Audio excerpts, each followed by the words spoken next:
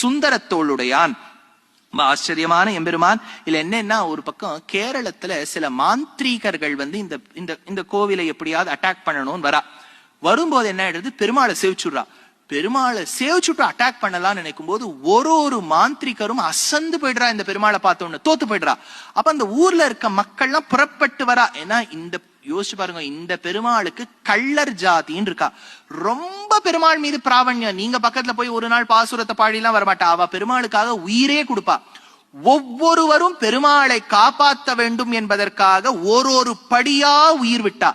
விட்ட இடம் தான் 18 படியாக மாறி அங்க கருப்பண்ணசாமின்னு ஒருத்தர் அந்த கோவிலுக்காக காவல் தெய்வமாக முதல் படியில உட்கார்ந்து இருப்பார்.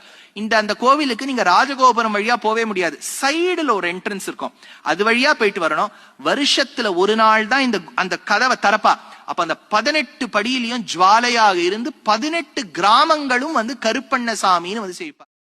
சீமையும் கட்டி காக்குற அழகமலையானே, பிரமல கள்ளர் போல பெருமலுமே வேஷம் கொண்டு, பிரமல கள்ளர் போல பெருமலுமே வேஷம் கொண்டு, வெள்ள குதிரை மேல சிவந்த சூரியனை போல